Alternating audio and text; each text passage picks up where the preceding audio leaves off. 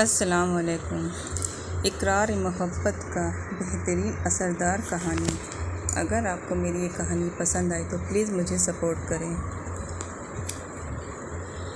किसी ने खिड़की के दरवाजे खोले थे। तेज़ हवा के झोंके सूरज की रोशनी को छान छान कर अंदर दाखिल कर रहे थे।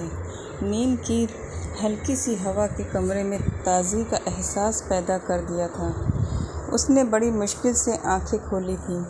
गैर दिमागी से उसने उस अजनबी को व अनजान कमरे को देखा था और पहली सीढ़ी पर पहुंचकर वह चौकन्ना होकर हड़बड़ा कर जाग गई थी। रात के डरावने साए अभी तक उसके पीछे लगे हुए थे। वह उठ के बैठ गई, जबकि दिमाग अभी भी सही काम कर रहा था। सर में दर्द हो रहा था। किसी ने आहिस्ता से दरवाज़ा खोला था। वह जानती थी वह कौन है। वह अनजान जगह, अनजान कमरा किसका है। वह जानती थी, तभी तो यही जान पहचान उसकी रूह को ज़ख्मी कर रही थी। वह आहिस्ता से अंदर दाखिल हुआ था। उसके हाथ में एक बड़ी सी ट्रे थी, जिसमें चाय के 2 मग खाने की कुछ चीज़ें रखी थीं। उसने ट्रे उसके सामने रख दी और ख़ुद भी बेड पर बैठ गया। सुबोही को याद आया कि उसने कितने दिनों तक खाने के नाम पर सिर्फ 2-3 लुक़मे ही खाए थे। सुबोही, चाय पी लो। उसने चाय का कप उसकी तरफ बढ़ाया था। सुबोही ने बग़ैर कुछ कहे वह कप थाम लिया था। वह किसी बहस में नहीं उलझना चाहती थी। सैंडविच भी ले लो। खाली चाय पीते देखकर आज़म ने उसे टोका। उसने सैंडविच भी उठा लिए थे और आहिस्ता आहिस्ता खाने लगी। आज़म ने उस पर नज़र डाली थी। उसका मुंह सूजा हुआ था। दाएं आँख के चारों तरफ नील पड़े थे। उसका दिमाग झुंझला उठा और उसने अपना मग ट्रे में रखा था और बाहर चला गया। सुबह सर झुकाए बैठी रही थी। उसने उसके अचानक से उठकर जाने पर कोई नोटिस नहीं लिया था। कुछ देर बाद वह फर्स्ट एड का बॉक्स उठाए अंदर आया और उसके आगे बढ़कर उसमें से ट्यूब निकाली और उंगली के पोर पर क्रीम लेकर उसके ज़ख्मों पर लगाने लगा। सुबोही ने उसको देखा। दुनिया में 2 किस्म के इंसान ज़रूर होते हैं। एक वह जो दूसरों को दुख देकर सुकून महसूस करते हैं, और दूसरे वह जो उन दुखों को अपनी पलकों से चुनने के लिए हर वक्त तैयार रहते हैं। और यकीनन आज़म का ताल्लुक़ इंसानों की दूसरी किस्म से था। चाय का कप उसके हाथों में कपकपा रहा था और दूसरे हाथ में पकड़ा सैंडविच बेड पर गिर चुका था। आज़म ने चाय का कप उसके हाथ से ले लिया और सैंडविच उठाकर वापस प्लेट में रख दिया था। वह उसके दाएं गाल पर ट्यूब लगा रहा था। उसके पूरे चेहरे पर एक दिन पहले की वहशत के निशान ताज़ा थे। जो ही उसके चेहरे पर ट्यूब लगाता, उसके मुंह से निकलने वाली हल्की सी सिसकारी उसको गुस्से में मुब्तला कर देती थी। जब वह ट्यूब लगा चुका था तो सुबोही ने ज़ोर ज़ोर से रोना शुरू कर दिया था। उसने उसकी तरफ देखा। वह रोते हुए उसके कंधे से जा लगी। आज़म को वह उस वक्त नन्ही सी बच्ची लगी। वह उसके बालों को सहला रहा था कि अचानक धाड़ की आवाज़ से दरवाज़ा खोलकर मोहसिन पागलों की तरह अंदर दाखिल हुआ। ओह, तो यहाँ रंगरलियाँ मना रहे हो तुम लोग? वह अरबी में चीख चिल्ला रहा था। वह आज़म का गिरेबान पकड़कर झिंझोड़ रहा था। जवाबन आज़म ने उसकी तरफ इशारा किया। सुबोही आज़म के पीछे हो गई थी और आज़म उसकी तरफ मुड़ा। सुबोही, जो कुछ तुमने मुझे बताया था वह सच है ना? आज़म के लहजे में यकीन था। वह डगमगाया नहीं था। वह किसी शक का शिकार नहीं हुआ था। उसने हाँ में सर हिला दिया। उसकी बात सुनने के फ़ौरन बाद मोहसिन को पीछा धक्का दिया और वह पीछे पड़ी कुर्सी के ऊपर जा गिरा। गिरने के 2 मिनट बाद वह उठकर आज़म की तरफ लपका और उसने कई मुक्के और मुंह पर दे मारे। आज़म बेड पर गिर चुका था और मोहसिन सुबोही को बालों से घसीटता हुआ जा रहा था। तू क्या समझी थी कि बदज़ात मैं तुझे छोड़ दूँगा?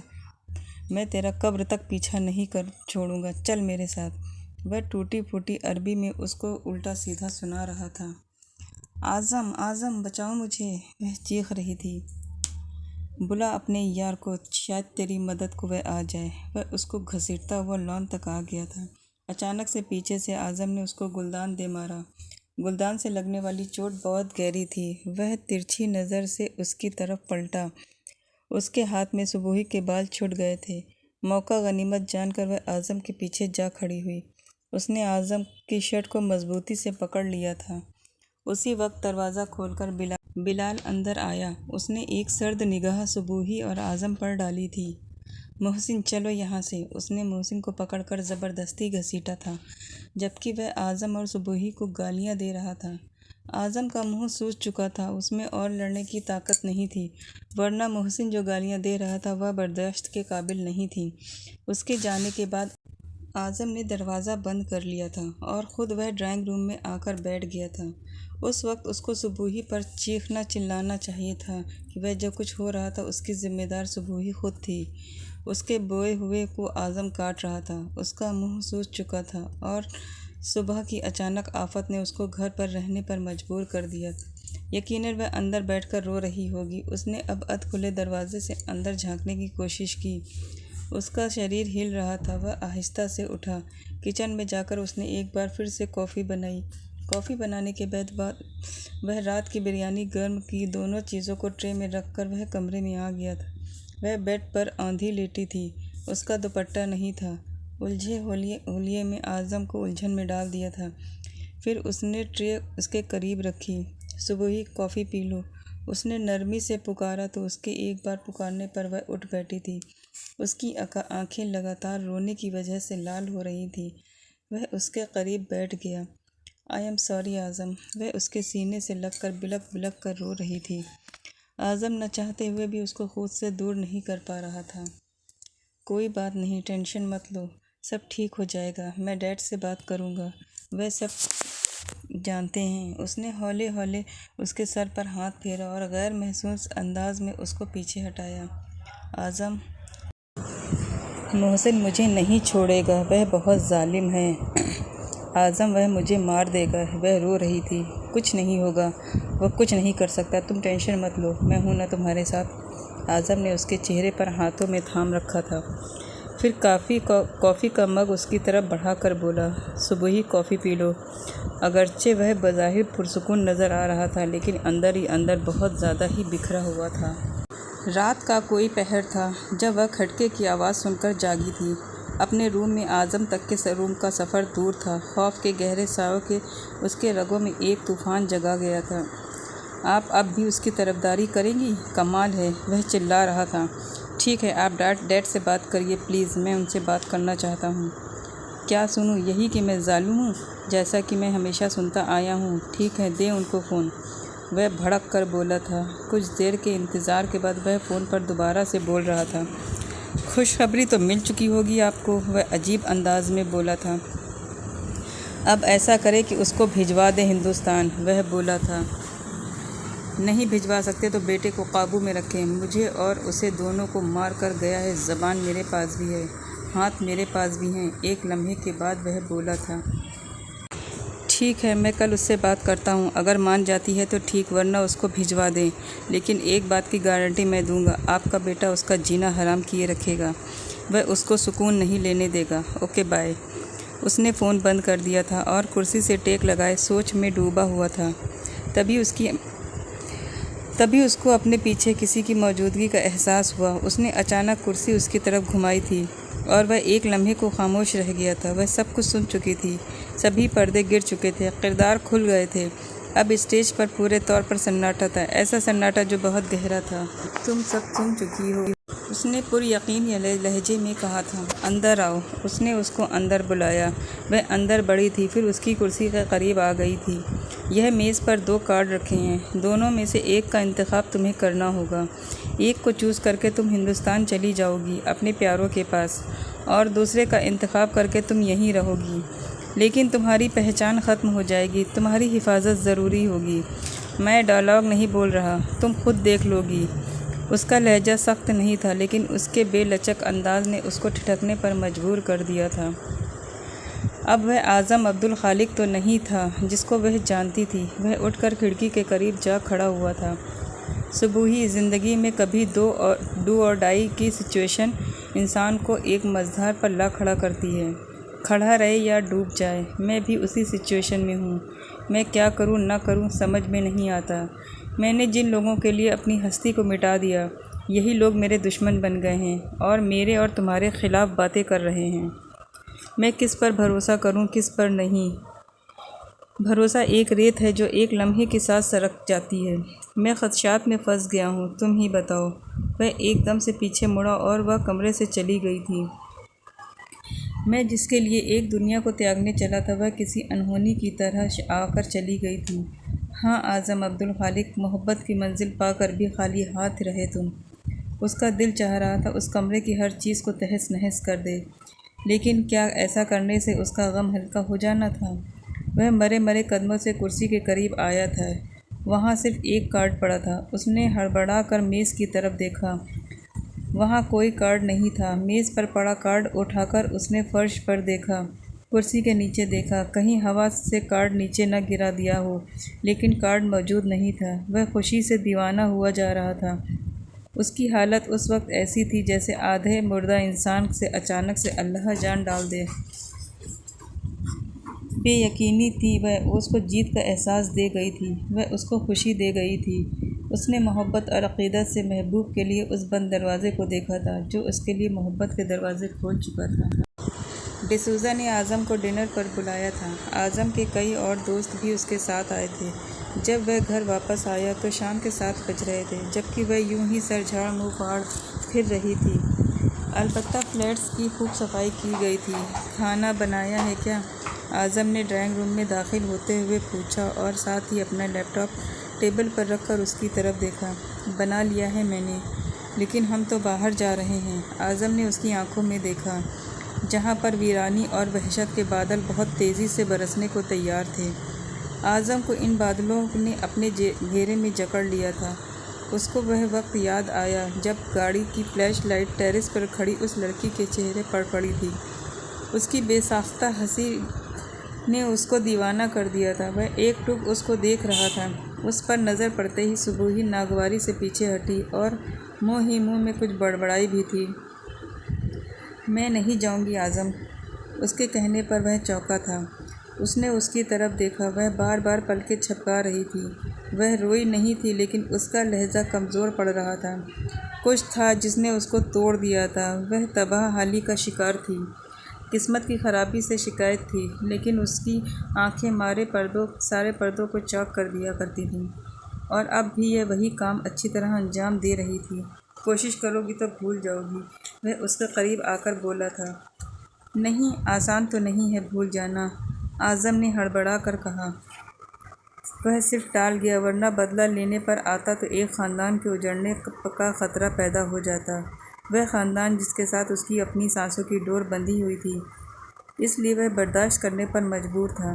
तैयार हो जाओ प्लीज़ मेरे लिए, वह उसका हाथ थाम कर बोला। न चाहते हुए भी उसने हाँ में सर हिला दिया और इंतहाई बेदिली से वह तैयार होने के लिए अंदर चली आई थी।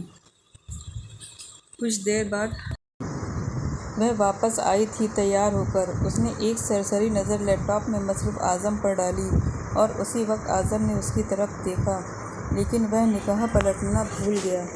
तुम भी तैयार हो जाओ, सुबुही ने उसको कहा था। वह ठिठका था, फिर खुद अपने जज्बों के आगे शर्मसार नज़र आने लगा था। वह अपने एहसास का लगाम डाल चुका था, लेकिन उस पर उठने वाली निगाह पर वह अक्सर अपना इख्तियार हो जाता था। वह आम से हुलिये में भी ख़ास लग रही थी। उसने तसव्वुर की आंख से उसको कितनी ही बार अपने अपार्टमेंट में चलते फिरते देखा था, और अब यही हकीकत उसको ख्वाब लगने लगी थी। यह उसकी नज़रों का करिश्मा था जिसने उसके चौंकने होने पर मजबूर कर दिया था, लेकिन वह अपनी नज़रों का जाजिया बदल चुका था। वह सर झटक कर किचन में आ गई। उसने आज़म के लिए चाय तैयार की। जब चाय बनाकर वह ड्राइंग रूम में आई तो वह कमरे से जा चुका था। उसका लैपटॉप ऑन था, यानी उसमें दोबारा ऑन था। उसने चाय टेबल पर रख दी। वह वापस आ चुका था। चाय पी लो, उसके कहने पर हाँ में सर हिलाता वह सोफ़े पर दोबारा बैठ चुका था। वैसे मुझे ख़याल नहीं आया, तुम्हें तो ख़याल करना चाहिए था। किस बात का ख़याल? उसने पूछा। तुम्हारा मेकअप ख़राब हो गया होगा, वह शरारती लहजे में बोला, जबकि उसकी शरारत समझकर वह झेप सी गई थी।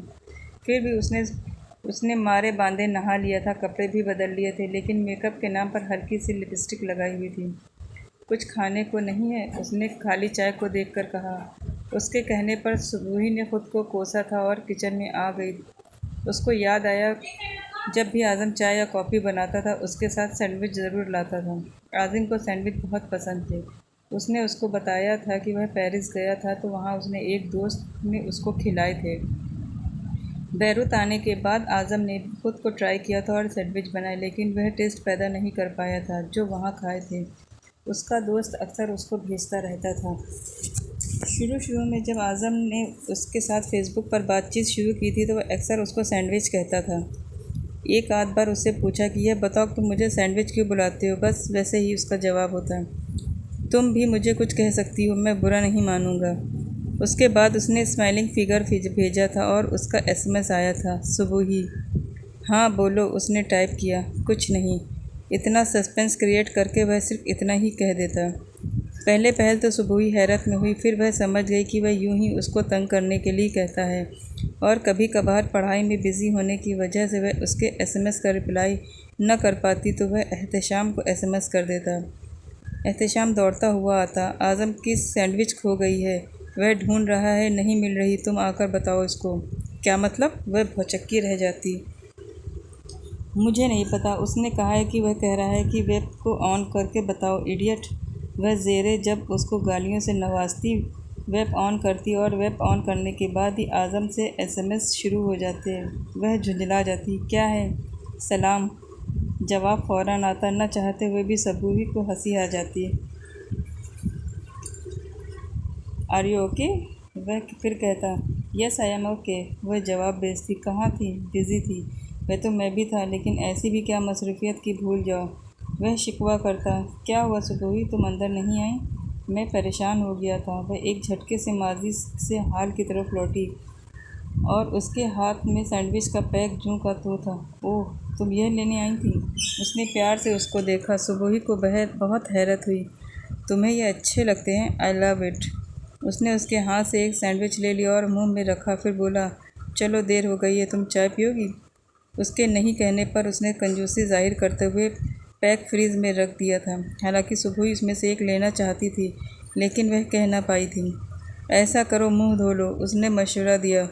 यह चेहरे पर आंसुओं का निशान है ना? वह कहकर अंदर चला गया। सुबह ही न चाहते हुए भी मुंह धो लिया। मुंह धोकर जब वह वापस आई तो ड्राइंग रूम में सोफे पर लेटा हुआ था। सामने टीवी चल रहा था। वह अपनी गोद में लैपटॉप खोलकर बैठा था और साथ ही फ़ोन पर बातें भी कर रहा था। वह जानती थी कि उसको एक वक्त में कई काम करने की आदत थी। शुरू में जब वह नेट पर बात करता तो अक्सर यूं ही किया करता था। एक सवाल का जवाब काफ़ी देर से आने पर वह झुंझला कर कहती थी, मैं जा रही हूँ। कहाँ जा रही हो? जवाब फ़ौरन आता, जहन्नम में। वह कौन सी जगह है? वह अनजान था या अनजान बन रहा था? जहाँ पर तुम जैसे लोग आते जाते हैं। तुम नहीं जा सकती मेरे साथ। मुझे तुम्हारे साथ जाने का कोई शौक़ नहीं है, समझे तुम? वह चिढ़ जाती। Please please please please please. उसके बाद प्लीज़ करना कम ख़त्म होने वाला सिलसिला शुरू हो जाता कि वह बेसाख्ता हंस पड़ती। फिर किसी सीरियस टॉपिक पर बात करते हुए वह अचानक पूछता, अच्छा ये बताओ, नाराज़ क्यों थी? बस वैसे ही। वैसे ही क्यों? कोई वजह तो होगी ना, बताओ ना प्लीज़। वह इसरार करता। तुम्हें उससे क्या? वह शिकवा करती। मुझे कुछ है तो तभी तो पूछ रहा हूँ। सैंडविच? क्या? तुम मुझे सैंडविच कह रहे हो? उसने शरारत से टाइप किया। हालांकि वह पहले भी कितनी बार उसे उस नाम से पुकार चुका था। उसने मुस्कुरा कर भेजा, तुम मुझे सैंडविच क्यों बुलाते हो? उसने दोबारा लिख भेजा, बस दिल चाहता है तुम मुझे किसी नाम से बुलाओ ना। तुम चाहते हो मैं तुम्हारा नाम सजेस्ट करूँ? हाँ बिल्कुल, मुझे खुशी होगी। अच्छा, वैसे तुम्हारी शक्ल बराक ओबामा से मिलती है। उसने शरारत से टाइप किया और अगले ही मिनट व्हाट के साथ क्वेश्चन मार्क का ना ख़त्म होने वाला सिलसिला शुरू हो गया था। क्यों? वह तुम्हें अच्छा नहीं लगता? मुझे तो तुम्हारी शक्ल लगती है।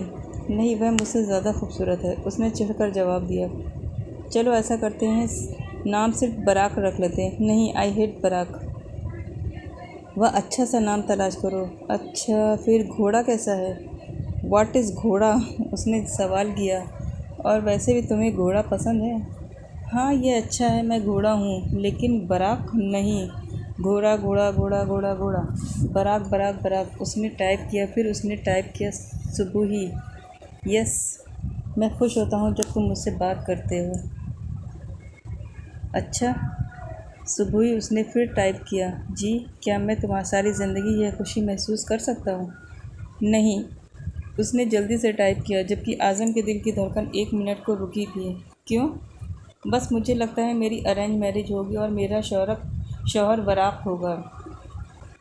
तुम्हें ऐसा क्यों लगता है? बस लगता है। अगर वह तुम्हें पसंद ना करता हो तो फिर क्या करोगी? फिर एडजस्ट करने की कोशिश करूँगी। अगर एडजस्ट न कर सकी फिर? हम हिंदुस्तानी लड़कियां एडजस्ट कर लेती हैं, उसने साफ गोई से लिखा। लेकिन अगर किस्मत तुम्हें यह मौका दे कि तुम अपने पसंदीदा बंदे से शादी कर लो, फिर क्या करोगी? पहली बात तो यह है कि मेरा कोई पसंदीदा बंदा है ही नहीं। अगर हुआ भी तो देखूंगी, उसने मुस्कुरा कर टाइप किया। क्या तुम्हारा कोई बॉयफ्रेंड है? उसने सवाल किया। हमारी फैमिली में अभी ऐसा कोई तरीका नहीं है। तुम किसी को पसंद तो करती होगी ना? एक सवाल ने उसको सोच में डाल दिया। नहीं, उसने साफ गोई से लिखा।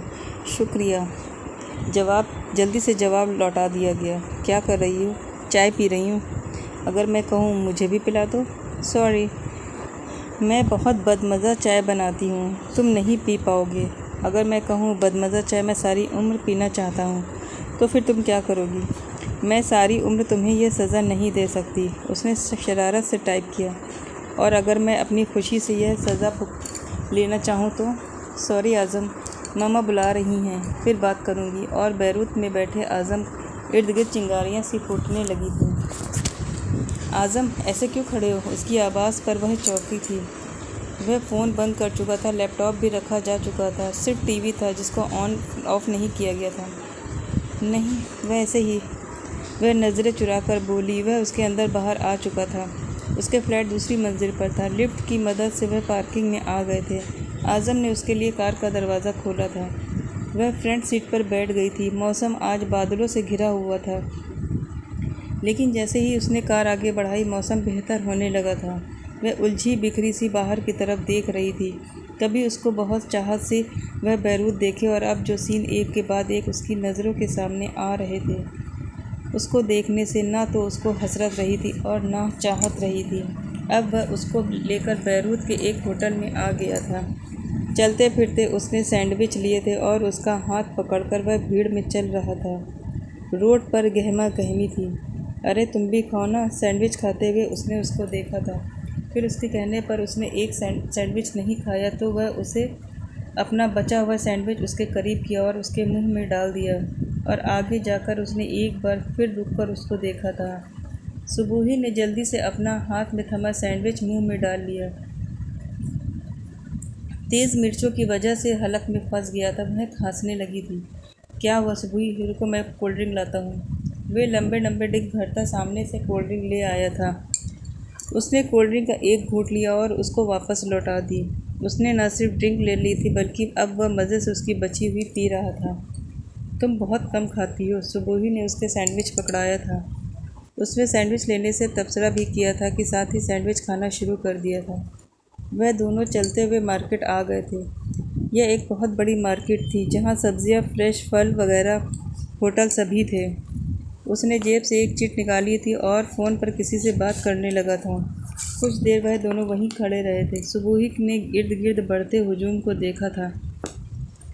थोड़ी देर के बाद एक लड़का आ गया था। आज़म अरबी में उससे कुछ कह रहा था। फिर उसने वह चिट उसके हाथ में थमाई और उसके साथ वापस कार में आ गया। कार एक बार फिर चलने लगी थी। मुझे बैरूत में यह होटल बहुत पसंद है। वह उसको वहाँ ले आया था और उससे पूछ रहा था कि वह क्या लेगी। उसके बाद उसने खुद ही ऑर्डर दे दिया था। अब मोबाइल ऑन करके बैठ गया था। ये तुम्हारे दोस्त कब आएंगे? उसके सामने की शुरुआत करता देखकर बोली थी। हाँ, वह नहीं आ रहे, उसने मुतमईन लहजे में कहा था और खाना शुरू कर दिया था। क्यों? सुबूही को हैरत हुई थी। ये कैसे दोस्त थे जो बुलाकर खुद गायब हो गए थे? मैंने झूठ बोला है, कोई पार्टी नहीं थी और मैं तो बस वैसे ही तुम्हें ले आया था आउटिंग के लिए, और कुछ सामान भी ख़रीदना था घर के लिए, वह मज़े से बोला था। उसके पैरों लगी और सिर पर बुझी थी। क्या मतलब? तुमने झूठ बोला? मैं तैयार होकर आई हूँ। सुबूही को उस पर ताव आ गया। गुस्से में उसका मुंह लाल हो गया था। इसको तैयारी कहते हैं। पार्टी की वजह से तुम नहाई हो, तुमने मुंह धोया है। अगर पार्टी ना होती तो तुम अगले 2 दिन तक नहीं नहाती नहीं और ना ही मुंह धोती। फिर तो तुम्हारा मेरे साथ चलना मेरे लिए भलाई साबित हुई। तुम जो साफ़ सुथरी हो गई हो। वह उसे घूरते हुए बोल रहा था। यह मेरा ज़ाती मामला है, समझे? वह ढिठाई से बोली थी। अब तुम्हारा ज़ाती मामला मेरा ज़ाती मामला है, वह उसका हाथ थाम कर बोला था।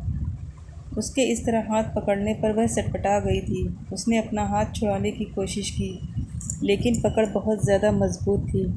वह उसकी आंखों में झांक रहा था। उसकी आंखों में क्या कुछ नहीं था। रोशनियाँ, जुगनू, ख्वाब, अंगड़ाइयाँ लेती उमंगें, वह उसका सब कुछ छोड़ चुका था। लेकिन सुबुही की बोलती बंद हो गई थी। खाना खा लो, उसने एक डिश उसकी तरफ बढ़ाते हुए कहा। सुबुही ने हैरत से उसकी तरफ देखा। कितने अरसे बाद उसने उसको उस नाम से पुकारा था। खाना खामोशी से खाया गया था। खाना खाने के बाद उसने उसको एक होटल में ले गया। दोनों ने वहाँ कॉफ़ी पी थी। एक गाना गाने वाला गाना गा रहा था। सुबुही के लिए ज़बान मुख्तलिफ थी, लेकिन वह खो सी गई थी। वापसी पर वह उसको अपने कपड़े दिलाने के लिए मॉल ले आया। सुबुही की पसंद के 3-4 सूट उसने ख़रीदे। एक रोड पार करके वह पार्किंग में आने वाले थे कि अचानक उनकी नज़र रहमत जान पर पड़ी थी। वह भी इन दोनों को देख चुकी थी। आज़म ने सुबुही का हाथ पकड़ा था और दूसरे हाथ में उसने शॉपिंग बैग पकड़े हुए थे। उनकी निगाहों ने दोनों पर कोड़े बरसाए थे। आज़म उसका हाथ छोड़ चुका था। सुबुही की अपनी हालत ठीक नहीं थी। उसका चेहरा लाल हो गया था। रहमत जान के साथ बिलाल खड़ा था और मोहसिन करीबी मार्केट से निकल कर आया था। वह भी उनको देख चुका था। वह रहमत जान के कानों में सुर फूंक रहा था। वह नफ़रत से उन पर नज़र डालकर कार में बैठ चुकी थी। वह तीनों चले गए थे, जबकि आज़म की आंखें लाल हो गई थीं। वह कार स्टार्ट कर चुका था, लेकिन घर पहुंचकर भी उसकी खामोशी नहीं टूटी थी। सुबुही, उमर आएगा तो उससे सामान ले लेना, वह आखिरी बात थी जो वह कहकर स्टडी में बंद हो गया था। सुबुही ड्राइंग रूम में पड़े सोफ़े पर बैठ गई थी। उसको समझ नहीं आ रहा था कि क्या करे। उसी वक्त दरवाज़ा बजा। उसने बगैर पूछे दरवाज़ा खोल दिया और उसको ऐसा लगा था जैसे जो तूफ़ान चलकर उसके दरवाज़े पर आ खड़ा हुआ है, उसकी हस्ती को तहस नहस करने। रहमत जान ने अंदर आते ही उसके मुंह पर एक ज़ोरदार थप्पड़ मारा था।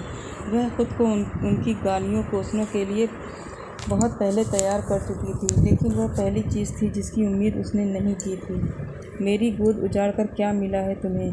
मेरे बेटे को मुझसे अलग कर दिया है। क्या इसी दिन के लिए मैं तुझे ब्याह कर लाई थी? वह अजीब अंदाज में बोल रही थी और उसी वक्त स्टडी का दरवाज़ा खोलकर आज़म बाहर आया था। उसकी आंखें सूजी हुई थीं। उसने बहुत आहिस्तगी और नरमी से उनको पीछे हटाया था और ख़ुद उनके करीब जा खड़ा हुआ था। वह उनसे अरबी में बात कर रहा था। उसकी बात सुनते सुनते वह कुछ शर्मिंदा सी दिखाई दे रही थी, जबकि आज़म चिल्ला रहा था, मोहसिन की तरफ इशारा कर रहा था। मोहसिन ने आगे बढ़कर कुछ कहना चाहा, लेकिन रहमत जान ने हाथ के इशारे से उसको बोलने से रोक दिया था। आज़म उनका हाथ पकड़कर चूम रहा था। वह मोहब्बत से उसके सर पर हाथ रखे सुबुही की तरफ इशारा करके कुछ बोल रही थी। उनकी आंखों में झलकती नापसंदीदगी, नफ़रत भरा लब व लहजा उस पर सब कुछ जाहिर कर रहा था। कुछ देर बाद वह चली गई थी। उसके जाने के बाद आज़म ने दरवाज़ा बंद किया था और ख़ुद स्टडी में चला गया था। वह ड्राइंग रूम का दरवाज़ा खोलकर बालकनी में आ गई थी। अंदर हल्की फुल्की बूंदाबांदी हो रही थी। ड्राइंग रूम में पड़ा आज़म का मोबाइल बज रहा था। वह जानती थी कि आज़म नहीं आएगा। वह जानती थी कि वह अपनी माँ से, अपनी फैमिली से बहुत मोहब्बत करता है। वह सोचे समझे बगैर कि रहमत जान हर एक के सामने उसको बुरा भला पेश करती थी, बिल्कुल ऐसे जैसे वह उसके बच्चों के हुकूक को हड़प करता आ रहा हो। वह सब जानता था, लेकिन फिर भी उसकी मोहब्बत के पोर पोर में इस तरह दबा हुआ था कि पिछले 1 घंटे से उसका गम कम नहीं हो रहा था। उसने फ़ोन उठाया था, एहतशाम का था। उसने जल्दी से मोबाइल ऑन किया था। हेलो। डैड की आवाज़ सुनकर उसको लगा जैसे सदियां गुजर गई हों। अपनों से बात करते हुए उसको सुने हुए। हेलो पापा। पापा, मैं सुबुही हूँ, वह बोलना चाहती थी। सुबुही बोल रही हो? पापा की आवाज़ उसके कानों से टकराई थी। जी, उसने बमुश्किल हलक से रोंदी हुई आवाज़ निकाली थी। तुमने मोहसिन से तलाक ले ली है? उनकी खुदगर्ज आवाज़ हथौड़े की तरह बरसी थी। वह घबराई हुई सोफे पर बैठ गई थी। अगर न बैठती तो ज़रूर गिर जाती। उनके बोले हुए अल्फाज में कितना तजाद था। तलाक लेने में और अपनी मर्ज़ी से देने में फ़र्क था। वह कितनी ही बार फ़ोन कर चुकी थी, लेकिन उसकी आवाज़ सुनते ही वह लोग फ़ोन काट दिया करते थे। और अब अदालत में खड़ा उनका वजूद सज़ा याफ्ता हो गया था। पापा पापा, वह कुछ कहना चाहती थी, लेकिन पीछे से आती अम्मा तारिक भाई और एहतशाम की आवाज़ ने उसका आवाज़ का गला घोंट दिया था। तुम मर गई हो हमारे लिए, अब हिंदुस्तान कभी मत आना। सुबुही, मैं नहीं चाहता मेरे बेटे तुम्हारे नापाक खून से अपने हाथ रंगे। मम्मा की आवाज़ पीछे से आ रही थी। वह उससे बात करना चाहती थी, लेकिन पापा ने उसको झिड़क दिया था। मैं सोच भी नहीं सकता था सुबुही तुम यह काम करोगी। एक नाजायज़ रिश्ते के लिए तुमने अपने माँ बाप की तरबियत को गाली दी है। नहीं, मेरी बात सुने पापा, वह रोते हुए चीखी थी। चीखो मत, चीखने से तुम सच्ची साबित नहीं हो जाओगी। तुम्हारी और आज़म की तस्वीरें भेजी हैं मोहसिन ने हमें। रहमत जान ने खुद रो रो कर सारी कहानी बताई है। पापा, सब झूठ है। वह उनको सब कुछ बताना चाहती थी, लेकिन फ़ोन उसके हाथ से नीचे गिर गया था। उसके दिमाग की आवाज़ें शोर ही शोर या एक तूफ़ान जो उसकी हस्ती को तहस नहस कर रहा था। यह क्या थी, क्या हो गई थी? शादी के पहले का दौर जिसमें उसके ख्वाब थे, रंग थे, तितलियों को पकड़ने की जुस्तजू। फिर शादी के बाद का दौर जिसमें न सिर्फ ज़हनी व जिस्मानी तकलीफ़ थी, बल्कि रूह को घायल करने के अजाब सहकर वह उस मकाम पर पहुंची थी। यह वक्त था जिसमें मलामत फटकार के ऊंचे पहाड़ थे, जिनका साया उसकी हस्ती को दागदार कर रहा था। वह सोफे से नीचे गिर गई थी। उसका दिमाग बड़ी तेज़ी से अंधेरों का सफ़र कर रहा था। दोस्तों, आगे की कहानी नेक्स्ट पार्ट में ज़रूर सुनिएगा। आपको कहानी कैसी लगी तो प्लीज़ कमेंट ज़रूर करें, और मेरे चैनल को सब्सक्राइब करके बेल आइकन को ज़रूर प्रेस करें, ताकि मेरी नेक्स्ट वीडियो आप तक सबसे पहले पहुंच पाए। Thank you.